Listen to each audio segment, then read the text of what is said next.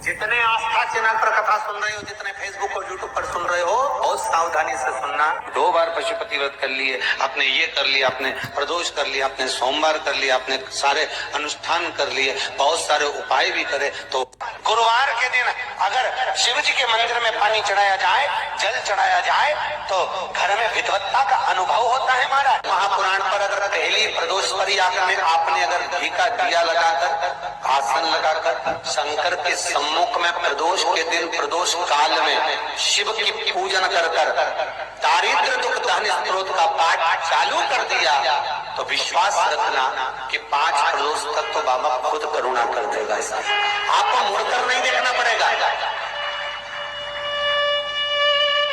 नौकरी नहीं लग रही, सर्विस नहीं लग रही, परास्त हो चुके हैं, हम भर भर कर दुनिया के हाथ जोड़ जोड़ कर एक बार महादेव के हाथ जोड़, एक बार उससे कह लो। कभी कभी विशेष कोई अवसर आए,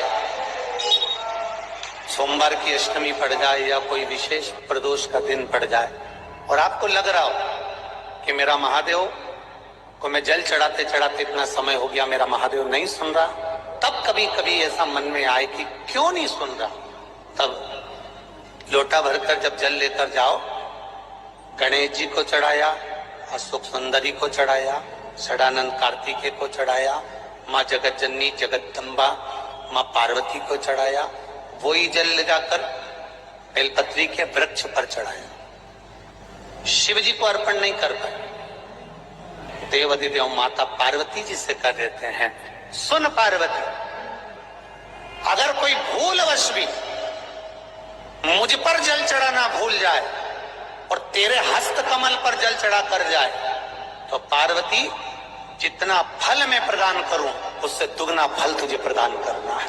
ये शिव कह रहा है। हम अगर बीमारी के लिए कोई उपाय करें तो कौन सी प्रदोष पर करें, और लक्ष्मी के लिए कोई उपाय करें तो कौन सी प्रदोष पर करें, तो अच्छे से सुन लेना भाइयों।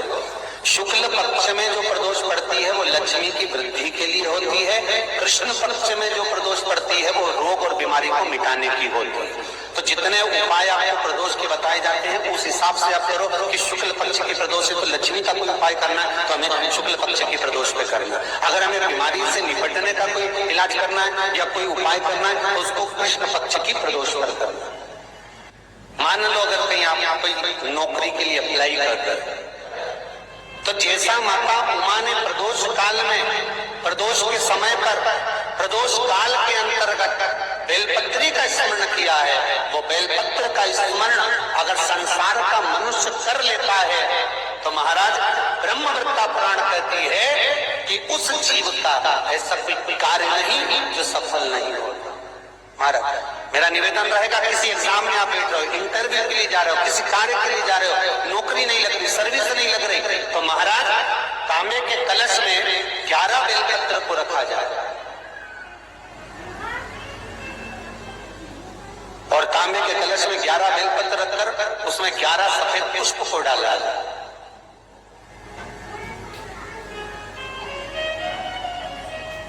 लाल चंदन घिसकर कटोरी में लेकर जाइए।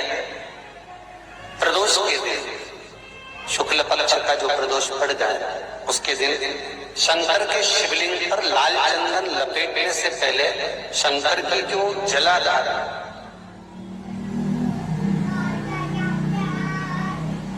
महाराज ये शिवलिंग है, ये शिवलिंग है और ये पूरी गोल और ये चरण, ये जलाधार, ठीक है। आपको पहले भी कहा है शंकर जी की पूरी जलाधारी में शंकर जी का संपूर्ण परिवार है। राइट जो चरण है जहां से पानी नीचे गिरता है वो गणेश जी का स्थान है, लेफ्ट कार्तिकेय जी का स्थान है, बीच में जो मोटी सी लाइन है वो अशोक सुंदरी का स्थान है। जहां पर शिवलिंग रखा हुआ है ये माता जगत जननी जगदम्बा का हस्त कमल है। शंकर भगवान को माँ अपने हस्त कमल पर रखी हुई है। ऊपर से जो बूंद बूंद पानी जलाधारी से नीचे गिर रहा है ये शंकर भगवान की 5 लड़कियां हैं, जया, विषहरा, सामरीबारी, दोतली और देव। ये ऊपर से बूंद बूंद जल क्रीड़ा शंकर जी के साथ में करती है। शंकर भगवान का संपूर्ण परिवार जलाधारी में विराजमान है। शिव महापुराण कहती है, माता उमा का चरित्र कहता है, कोई एग्जाम में बैठ रहे हो, कोई कंपटीशन एग्जाम में बैठ रहे हो और चाहते हो कि मेरी नौकरी इसमें लगना ही चाहिए, तो लाल चंदन का लेपन आपको इस पूरी जलाधारी पर करना है। लाल चंदन का पूरी जलाधारी पर करना। और महाराज जी, जिस कलश में आपने घर से 5 से 11 बेलपत्र 11 सफेद पुष्प जल के अंदर डालकर लाए हो, उसको आप चढ़ाएंगे तो इस तरह से चढ़ाएंगे कि उसका भाग हमें दिखे चढ़ते समय। ऐसे नहीं चढ़ाना, उसको चढ़ाते समय इस तरह से चढ़ाएं कि वो जल का भाग हमारी ओर गिरता हुआ।